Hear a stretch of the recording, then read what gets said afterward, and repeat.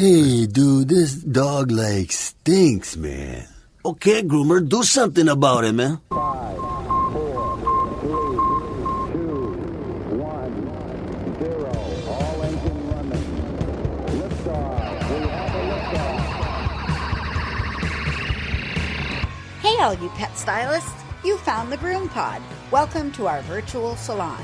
My name is Susie, and I'm your host. I'm a mobile groomer from Seattle, Washington, and anyone who knows me will tell you I love to talk, especially about my job.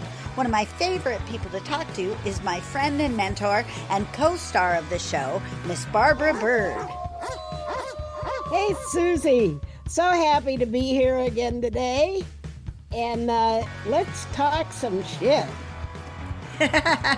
Well, the truth is, today you're the star of the show because our two topics are definitely Barbara Bird topics. Welcome to 406 of the GroomPod, recorded on March 24th, 2024 in Snohomish, Washington and Tucson, Arizona.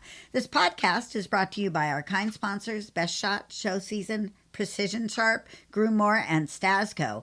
And you guys, if you want to help us along by tipping the podcasters or helping Barbara pay her bills, you can do so at our website, thegroompod.com, and click on the donation button for Barbara or join us on Patreon.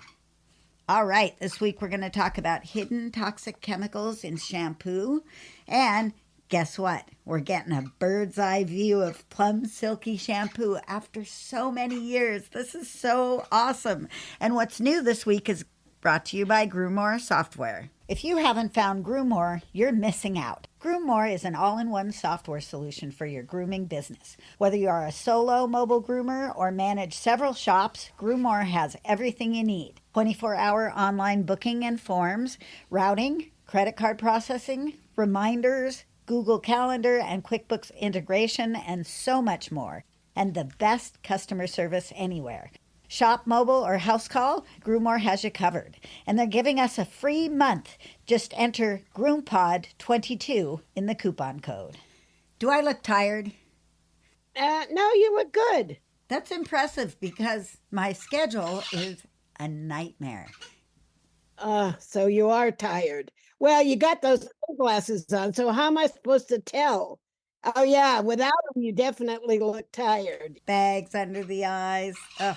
Yeah, you got all that happening. Oh, you poor thing. Well, I've had 3 weeks off, and you would think that that would have rejuvenated me, but now I'm 2 weeks back into working, and I've got extra dogs every single day, and I'm dealing with damage control.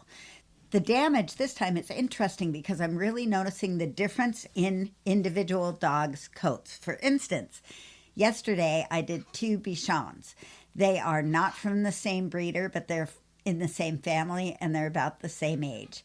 And the boy dog, his name is Ozzy. He came from a really good breeder. They flew to Chicago to get the dog. He is gorgeous, probably one of the best Bichons I've ever had my hands on. Just fantastic hair.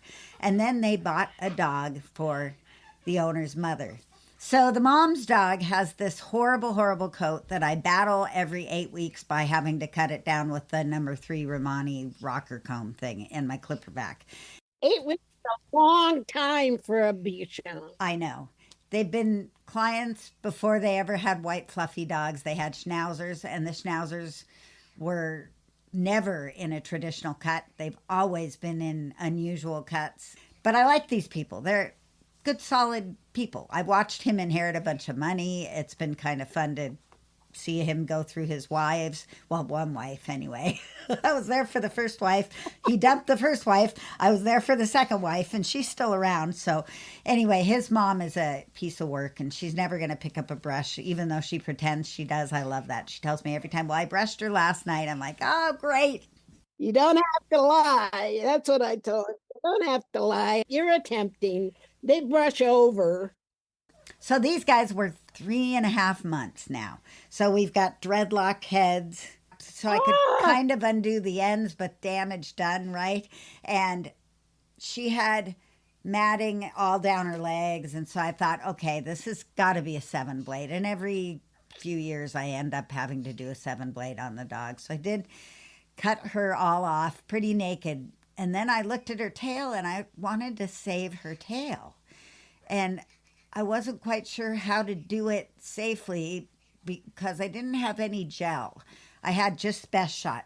Gotta have that gel. Yeah. Equus Survivor is great. Yep. And I have a huge one out there, so I'll be putting some of that in my trailer.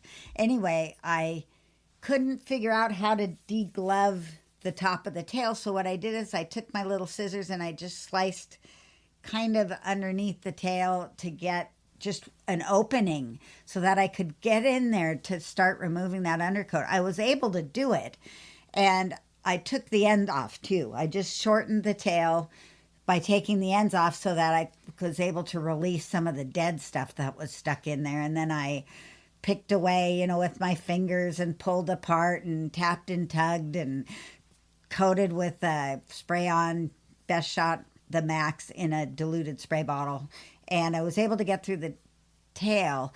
And then I did the ears. They weren't felted, which was amazing. They were just tangled on the top. So I was able to do kind of a cute little expressive pet style on her head where, because she's a nice looking dog, she just has really crappy hair.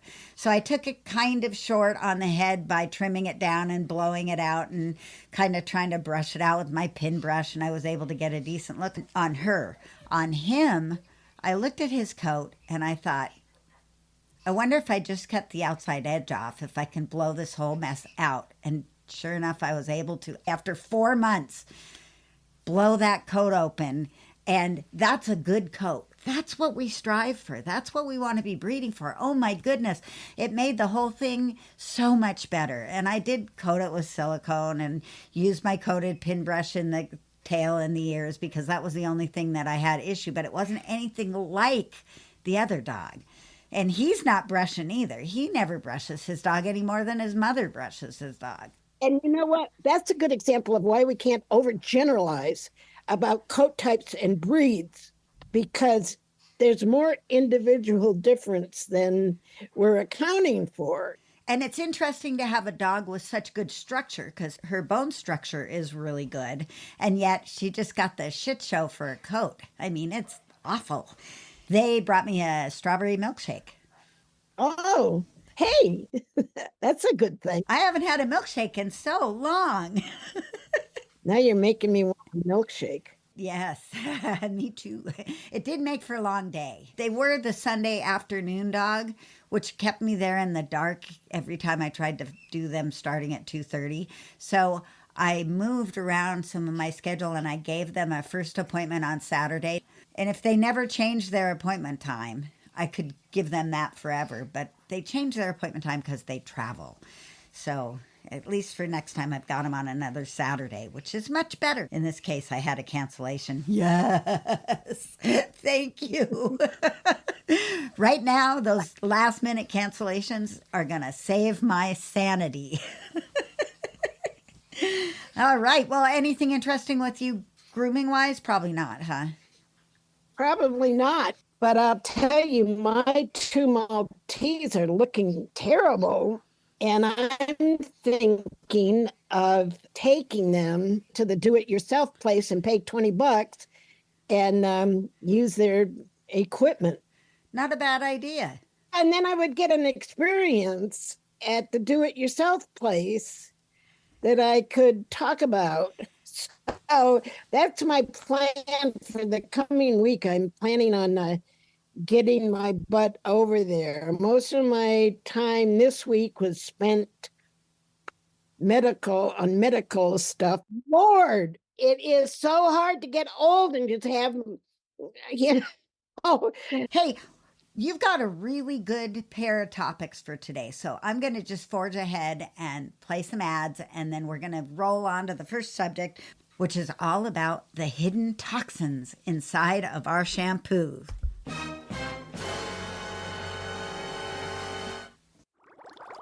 Let me tell you about Best Shot's newest addition to the Ultramax Pro line. Ultramax Hair Hold is a flexible hairspray that can be layered on for a stronger hold. Ultramax Hair Hold spray is great, but my favorite new product is called the Max, and I won't groom without it. It's a fragrance-free ultra-concentrate conditioner and detangler. It reduces drying time and handles undercoat and tangles like magic. Just a few drops in the final rinse or spray it on and dry it in. Contact your favorite Best Shot distributor or learn more online at bestshotpet.com. Grooming success begins with Best Shot in your tub. Made from the best stuff on earth.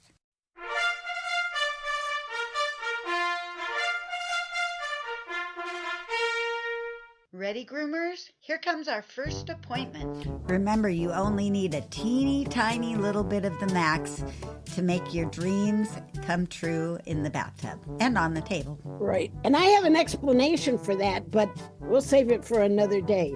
Yes, that sounds good.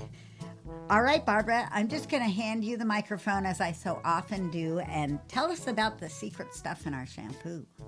Okay, well, here's what's going on.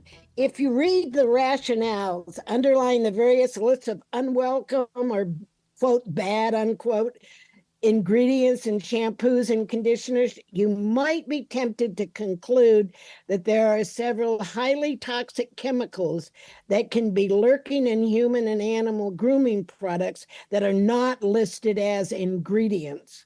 And the reason is that they're not ingredients, because these hidden chemicals are byproducts of the manufacturing process. So there's two of them that are most often mentioned, and that's 1,4-dioxane and free ethylene oxide. So these byproducts are often related to the processes of ethoxylation and sulfation. Ethoxylation is when they force feed ethylene oxide into an ingredient and it makes it more water soluble, more friendly, makes the shampoo less irritating. It's what's the difference between sodium lauryl sulfate and sodium laureth sulfate. Oh. It's ethoxylation, the process. But unfortunately, they found these 1,4-dioxane and then free unused molecules of ethylene oxide in some shampoos. This was several years ago, a decade ago, at least. So now, as the free from lists are growing and growing, the bad ingredient list, if you notice, these ingredients that you're supposed to avoid started out with maybe 3 and then maybe 10, and now there's like 15, and they now mention the hidden toxic chemicals of 1,4-dioxane, not to be confused with dioxin, which is found in the environment and is really highly toxic. 1,4-dioxane is a toxic chemical. Ethylene oxide by itself is a toxic chemical, but are they present in our products? The answer is yes, but not to any significant amount. Here again, we go back to the important distinction between hazard and risk.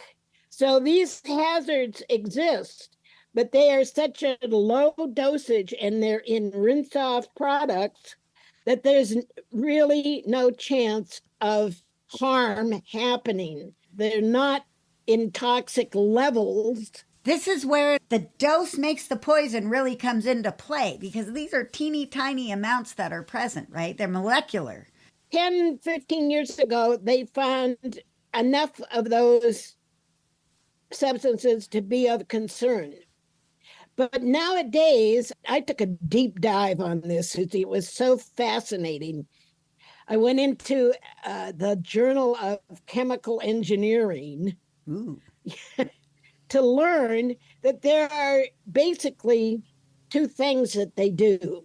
The manufacturer minimizes things that would help to create these byproducts, and then they also remove the byproducts by vacuuming, which is not vacuum like your vacuum cleaner. I'm thinking, how in the hell do they vacuum a liquid?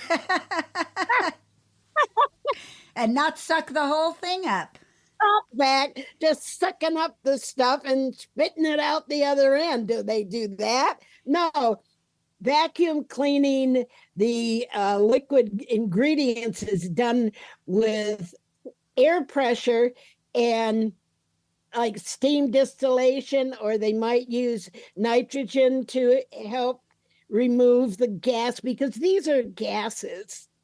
And so they're removed by a process called vacuuming, which really means they create an air vacuum. They make more pressure. And so the free radical things pop off. I get it. They can remove them that way. Or they create a steam distillation, which is the same process that they use to create essential oils. And hash. And hash. Okay, well, we must, in several other processes. Just for discussion, They prevent it from happening as much as possible, and then they remove as much as possible afterwards, leaving a very little amount, maybe 1 or 2 particles per million. That's definitely a little amount. It's just not enough to do any harm to our systems, especially we're rinsing it off. So Procter and Gamble makes available a PDF of what they do in their manufacturing of ingredients to deal with the byproducts of ethoxylation and sulfation, which is the mechanics of making sulfate.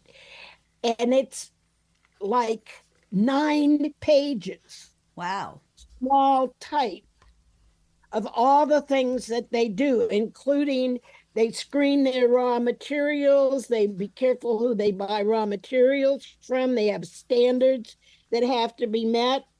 They reduce the amount of humidity in the air in all of their processes, in their plants and everything, because air equals moisture, which makes for more byproducts formed during the manufacturing process.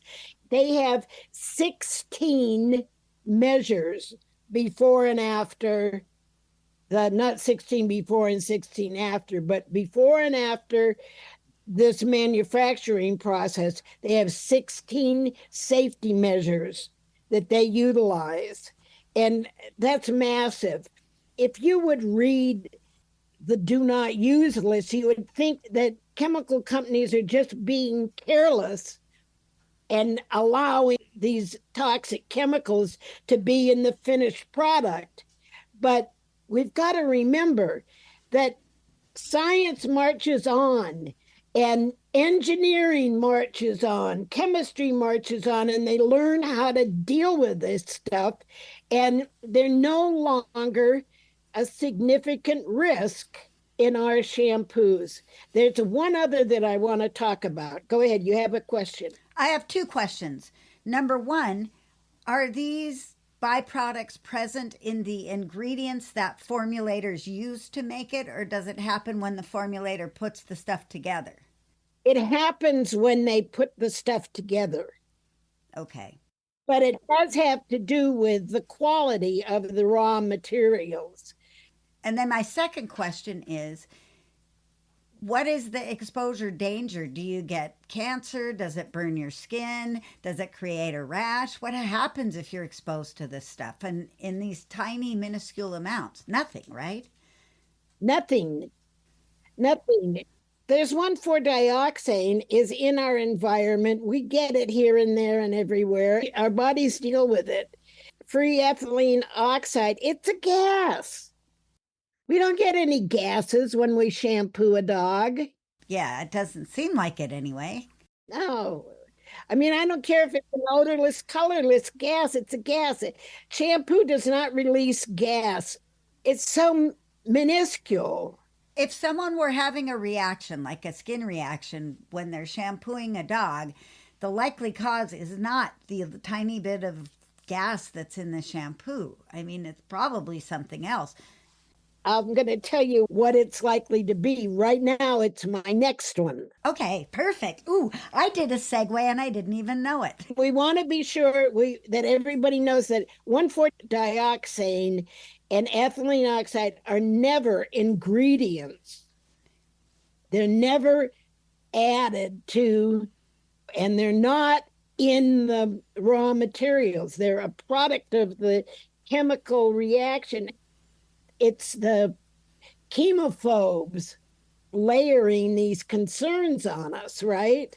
Okay, so I want to talk about cocamidopropylbutane. Not that. Yes, there are byproducts to cocamidopropylbutane. And we might need to remember that in 2004, cocamidopropylbutane was named Allergen of the Year by the American Contact Dermatitis Society. Boy, there's an award you don't want to get. Right. And by the way, in like, I don't have the note of what year, but some recent year, parabens were named the non-allergen of the year. And the American Contact Dermatitis Society acknowledged that parabens were the least allergic preservative that could be used in cosmetic and personal care products. And yet. And we've run out of dodge on fear-mongering and bullshit, and companies that use it are afraid to acknowledge that they use it. And here it is, one of them least having complications preservative that we could choose for cosmetics, and we treat it like an outlaw. It's a shame. So in order to be allergen of the year, you have to have a lot of suspicious events that are associated with cocamidopropylbutane. Plus, you have to have actual skin tests of the ingredient itself on people's skin. And it was named a significant allergen. However, further science revealed that the substances causing the allergic reaction were manufacturing byproducts. My tongue is going to have a fit right now. Dimethylamminopropylamine. That's a good one. Dimethylamminopropylamine. See, my tongue loves this. Dimethylamminopropylamine and amidoamine. Now, since this discovery of these byproducts, they determined that it was these byproducts that were causing the allergic reactions to cocamidopropylbutane, and manufacturers have upped their efforts to minimize and remove these byproducts as well as these other things. Now, these byproducts are not lethal like 1,4-dioxane and free ethylene oxide, but they're a significant allergen. And isn't it interesting that we don't see cocamidopropylbutane on hardly any free-from lists? You're right. The only pet shampoo that directly avoids it is Hyponic. And that's because they're reacting to that allergen of the year thing. Hyponic is like their whole marketing focus is hypoallergenic, right? No allergies. But the reason, Susie, that we don't see it cocamidopropylbutane on these need to avoid lists is because it's one of the most important ingredients in a shampoo. Now, you can formulate shampoos without it. And I've always said that if you have a dog that seems to be allergic to every shampoo you've used, you need to mindfully search for a cocamidopropylbutane free product and try that on that dog, because these byproducts are very significant, but you're not going to see it that's named as it because formulators would have a fit. Cocamidopropylbutane, it isn't a one effect or one benefit.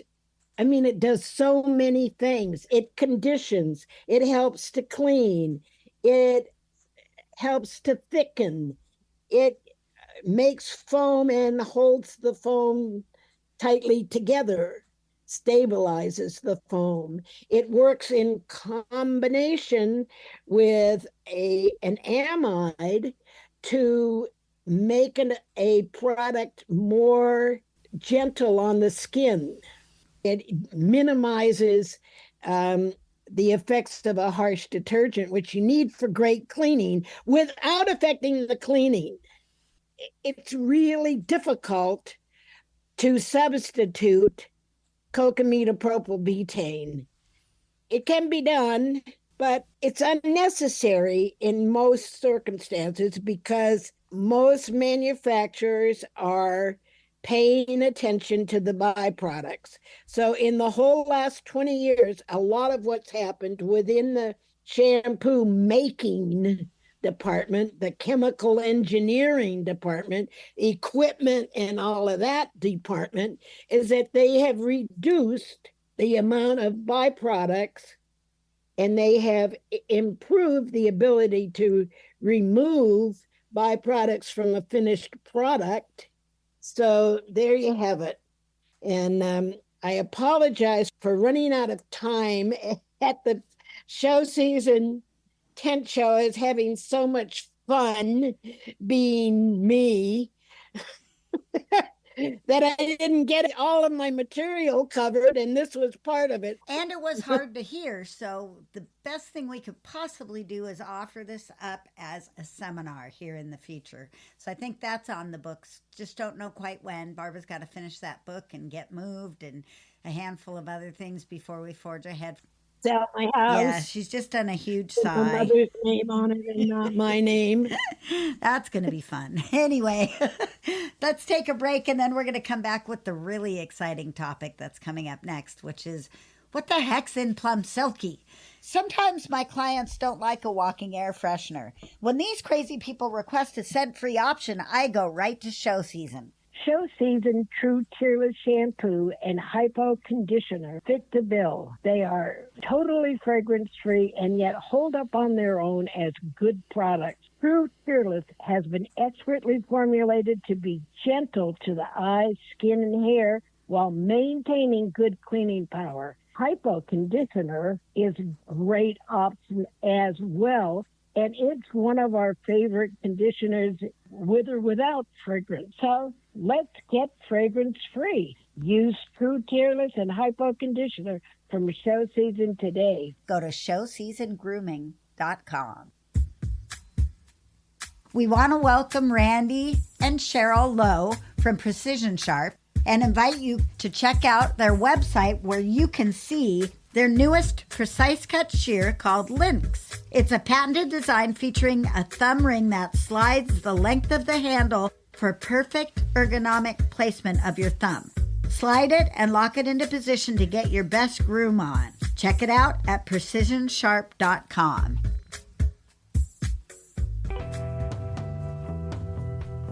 Groomers, take your seats. It's time for B-Bird's Classroom.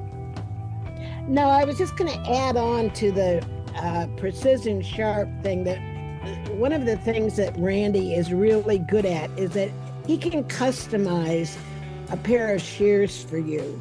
If you want a twisted thumb And shank. bent Reverse shank, curves. all of those things. He can make you a pair of shears that meets your standards. He's making his own shears as well. He's not making every one of them, but he has that engineering ability to make customized shears for you. And I promised them that I would talk for a minute about that.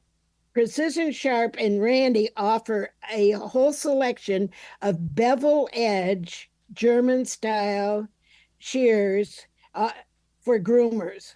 And these are the type of scissors that I learned to groom on that have been replaced by the convex edge super sharp scissors. And then the convex edge super duper sharp pretty scissors are not always the best thing for beginners or people who are struggling with their scissoring skills or developing their scissoring skills. The bevel edge shears are a really good starting point, and they're more affordable. I use them a lot.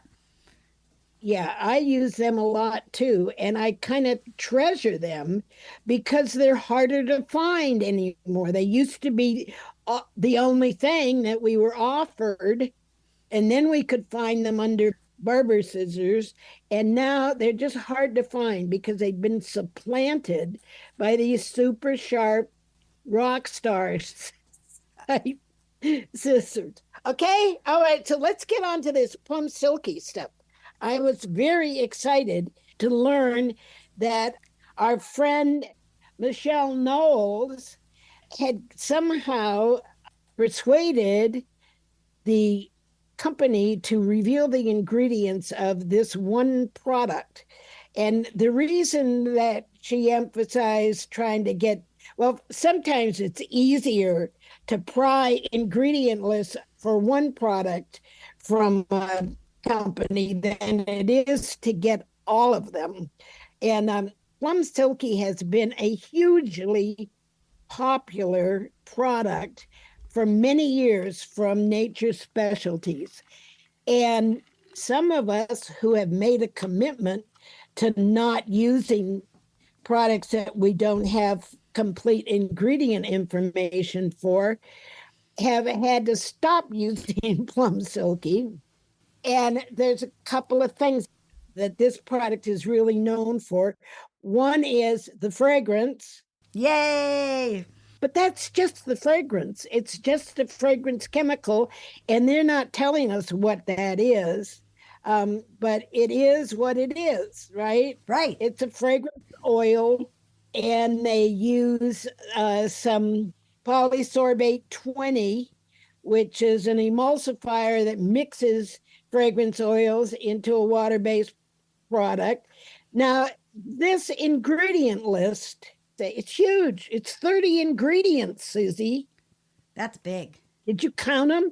I did. It's more than iGroom used to be. iGroom has slimmed down their list because their complicated and fancy ingredients cost too much. But this one, there's a great deal of redundancy in this list that causes me some pause. And I'll give you an example. It's got sodium C1416 olefin sulfonate, a very good primary cleanser that's often used as a sulfate replacement. And one of the reasons that it's used so much is that it's almost the same as sodium laureth sulfate. It's a sulfonate, it's a little bit different, and it doesn't have the bad rap that the sodium laureth sulfate and all the sulfates have. It seems to clean pretty good. It does clean it's it's a harsh surfactant. Okay. It's a detergent. It's just about the same level of harshness as some of the sodium laureth sulfates. And it can be dropped in a formula in place of, like instead of having to reformulate with 4 other surfactants, you can just drop this olefin sulfonate in there instead of. So it's got that plus cocamidopropylbutane, which is a foam builder and stabilizer, a mild cleanser, co-surfactant, has some conditioning and anti-static properties, and also helps to thicken the product. And cocamide DIPA, that's used as a replacement for cocamide DEA, which is another foam builder and stabilizer, and works together with cocamidopropylbutane in thickening and making products less irritating. And here's another thing about it. Can find these three ingredients, the olefin sulfonate, the cocamidopropylbutane, and cocamide DIPA, as a single mixture from the chemical company. Like a base. They're a base, they're an engine. And then, however, right after that, they have sodium lauryl sulfate, cocamidopropyl hydroxyltane, and cocamide MIPA. Oh, Another engine. Why do they have that? Or where do I find that? maybe it should say or.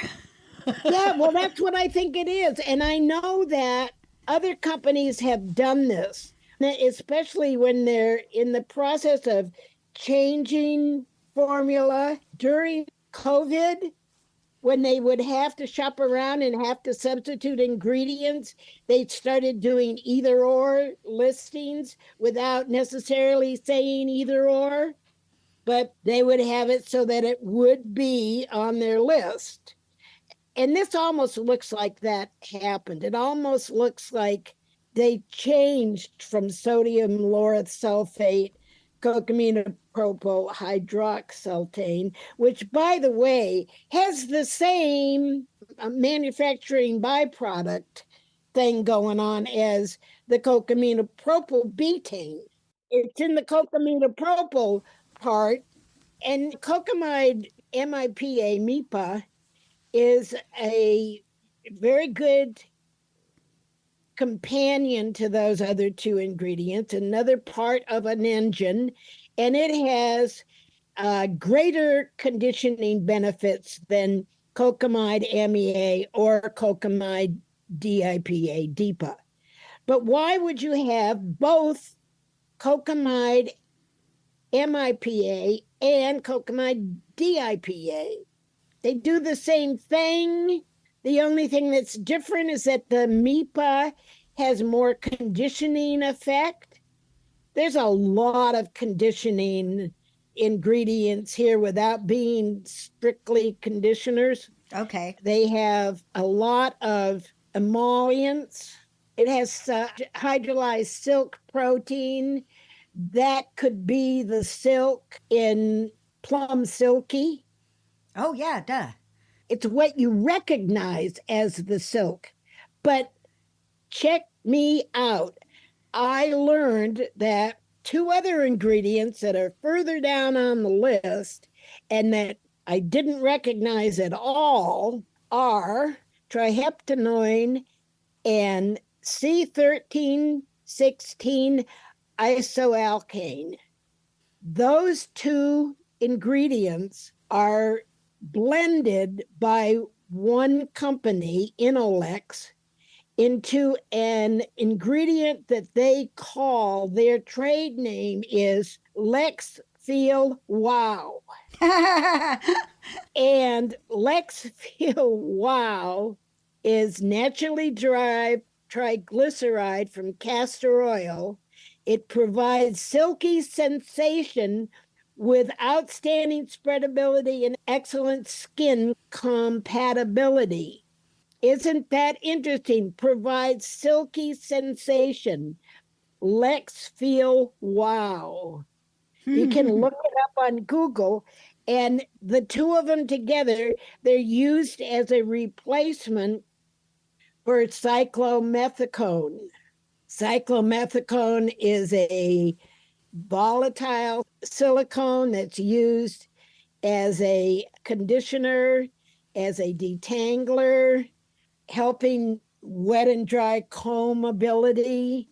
It's in the detangling gels. Because it's volatile, it does its job and then it evaporates.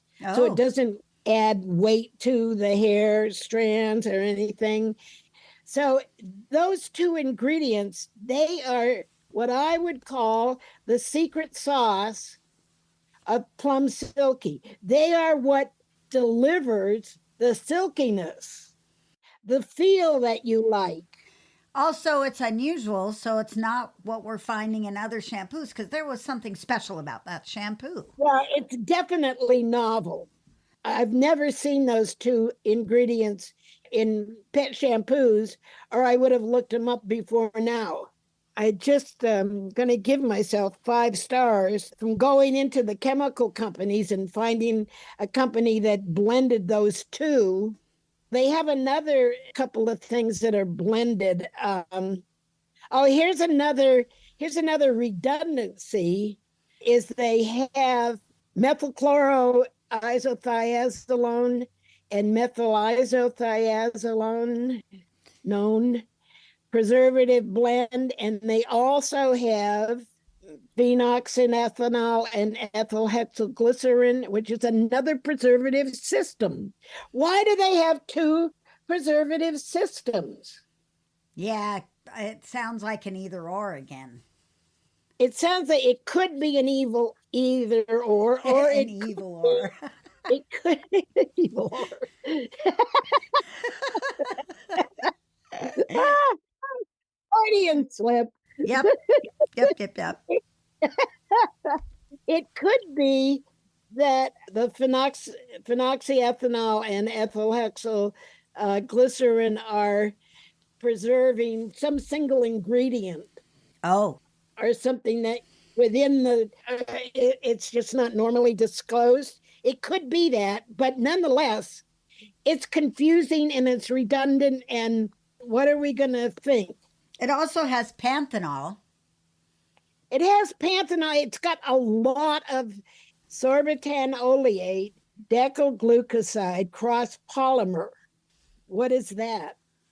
It's a oil and water emulsifier. It's non-ionic, it's peg-free, it has natural origins, and it also serves cleansing and foaming properties. They've got so much foaming property stuff in here. It's totally redundant. There's a lot of redundancy. Here's another thing that's weird. It's got citric acid, which is an acidifier for adjusting pH. And then it's got triethanolamine, a strong alkaline used to adjust pH, and potassium hydroxide, another strong alkaline used to adjust pH. Why both of those? And why two alkalines and one acid adjusting pH? What the fuck? Do you know what I'm saying? Am I Yeah. making sense? It's just like so much of this in here. Panthenol is good. Their marketing says they have vitamin A, vitamin D3, and vitamin E. Well, they do. I guess we should call it a blend. Right, a blend. So I bet we have at least 2 ingredient lists here. It almost seems like we do have a combination of stuff here. It's starting to look like shampoo hash and not the good kind of hash. Like the kind you would eat for breakfast. Scrambled eggs, yeah. Yep. Well, either that or their eggs are really scrambled. I don't know. It just seems there's so much redundancy. They've got aloe in there right after fragrance, and anything that's after fragrance is likely to be less than 1%. Cocamidopropylbutane is usually 3 to 5%. So there's a little bit of BS down here. Now the colorants are red plus blue equals purple, and that's the plum and plum silky. Okay, so I wonder because Michelle was dealing with someone who had access to the ingredient list somehow, perhaps this is an ingredient list that has come from someone who has not assembled a formula ingredient list before, and she just grabbed everything that she could find that went in there, or maybe combined the lists herself or something. I say her, I have no idea. The person from Nexus / Nature's Specialty who procured this list for Michelle maybe didn't know what was supposed to be in there and what wasn't, and combined bits and pieces of. Well, it almost looks like everything they've used over the years. Yes. Yeah, that's it. It's like whatever formula changes have gone through, these are all the ingredients that could potentially show up. Except that, it does not contain cocamide DEA or cocamide MEA. Both cocamide DIPA and MIPA, those are fairly contemporary ingredients that have been created to avoid.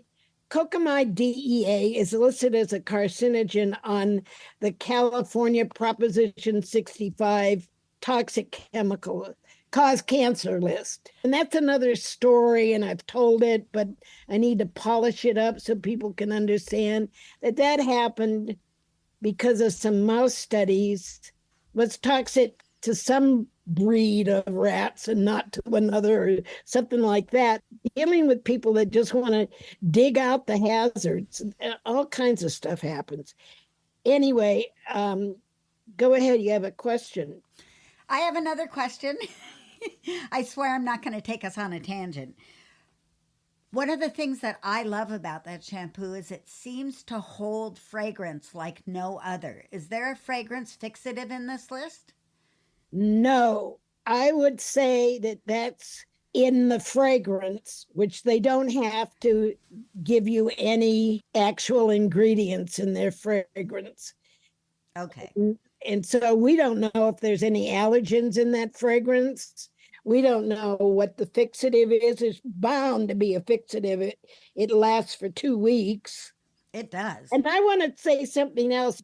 I'm looking around to see if I can find any other lists of ingredients for this product. And I went to the Amazon site, and sometimes way down at the bottom, they'll have other information, ingredients. It said other information, ingredients, all natural. Susie, they're claiming it's all natural. And another thing they did is in their description of the product, they said contains essential oils. There's no essential oils in this. Yeah. There's not a single essential oil on this list. So where's that? And the other thing they do in their marketing, they claim it's a texturizer shampoo. Not. It's a super conditioning shampoo that softens the coat and makes it silky. It can't do both. It can't give structure and firmness to the coat and make it soft and silky at the same time. There's nothing in there for that. No, it just says a surfactant blend from coconut or something like that. Yeah, I know. No, it has a bullshit list. It says it has acai berries, and it has no acai berry in there. No. Where do you find that? On Amazon. So actually, it's down under important information. It says ingredients, but it really doesn't say the ingredients. Oh, I don't know why I just found all natural. Here, I'll read it to you. A proprietary blend of conditioners, essential nutrients, jojoba oil, keratin, panthenol, silk proteins. No jojoba oil. There's no jojoba. That's why this is a complete bullshit list. I don't know how Amazon is getting away with putting this up. Amino acids, acai berry. They don't know. I still say it means we can use it because there's nothing scary in there, right? Even with all the lists combined. Yeah, I'm not afraid of it. I'm just doubtful of its accuracy, which is still ethical and moral. Come on. Yeah. In other words, I think they're still jerking us around. Oh, Patty! I think you're probably right. I am very tempted to write this up as an article. Yeah. Because I know the interest in this product. But yeah, I think you can use it, Susie. It lacks integrity to me. I agree. But remember, they're owned by Nexus now. So things are changing. But they gave it out. They wouldn't give it out before. Right. That's why I'm saying there's an evolution happening. Maybe we'll actually get a true ingredient list eventually. I know. I think I need to confront them. I don't want to be the one. I hate being the bad cop. Okay, don't be the bad cop then. We'll just keep it here. I don't have time. They can listen to the show if they want to hear it. Yeah, they can listen to the show, and I may write it up and drop it somewhere. I can't. I have been cut out of my blog. Oops. We have a blog spot on the website if you want to use it. Just let me know. Oh, maybe that's where I should start putting some stuff. If you write it, I can post it. Okay. Okay. Well, thanks, guys, for being here. Barbara, that was enlightening. All right. You are definitely the curator of ingredients. I love that title for you, and it's worn proudly, I'm sure, by you. So thanks for being here, everybody. Thanks for supporting us on Patreon and through the donation button. And thanks for supporting our sponsors. Happy grooming, everyone. See you next week on the GroomPod. Bye-bye. See you next time, and take care of yourselves because you deserve it.